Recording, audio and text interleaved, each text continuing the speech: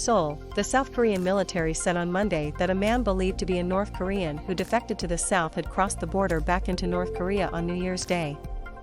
The unidentified individual managed to penetrate the heavily armed demilitarized zone and get past surveillance equipment along the heavily fortified border near the East Sea coast, the military said. While many North Koreans have defected to the south over the years, documented cases of people sneaking in the other direction are very rare.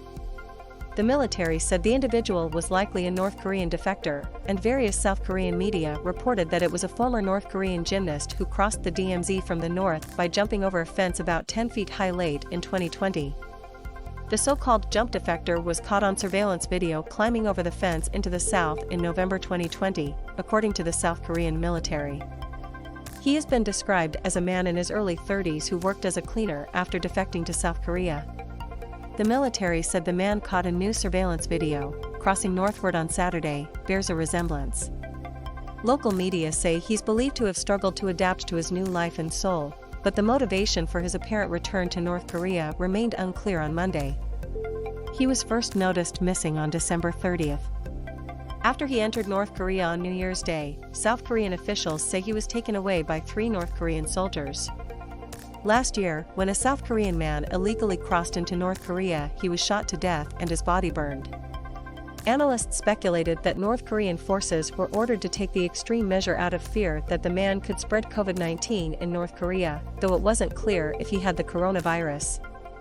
Jong, founder of the No Chain organization, which helps North Korean defectors settle outside the isolated country, told CBS News that many defectors struggle to adjust to the highly competitive society in South Korea, and that surprisingly, many end up regretting the decision to leave the so-called hermit kingdom.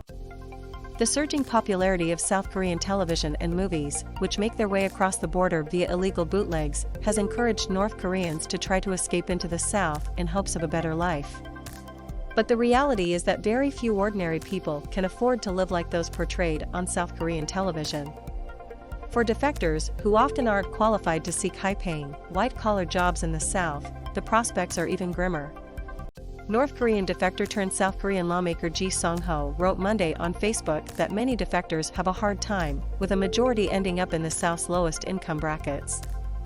I have a heavy heart hearing that the unidentified person who crossed the border to the north through the Goseong region of Gangwon-do, on the first day of the new year, was revealed by the media that it was a North Korean defector who was economically distressed, said Ji. According to the 2020 Ministry of Unification statistical data, 25% of North Korean defectors are recipients of basic living security, and 56% of North Korean defectors are low-income groups. South Korean soldiers patrol along a barbed wire fence marking the demilitarized zone, DMZ, which separates North and South Korea, on the South Korean island of Gangwon, April 23, 2020. E.D. Jones/AFP Getty. Ryu Hyun-woo, a former North Korean deputy ambassador to Kuwait who in 2019 became the highest-ranking North Korean official to defect to South Korea in years, told CBS News that even with their background, he and his wife have struggled to build new lives. They said I can find a job if I get a degree in South Korea, but I couldn't even pass the first round, he told CBS News. Ryu and his wife both graduated from Kim Il-sung University in the north, and he went on to work for the foreign ministry while his wife handled finance for the Kim dynasty's mausoleum. They thought their in-depth knowledge of North Korea's economy and society would help land them jobs in South Korea, but South Korean society hasn't welcomed them. They hope their daughter will be able to study in the US, so she can find opportunities that they have never been afforded.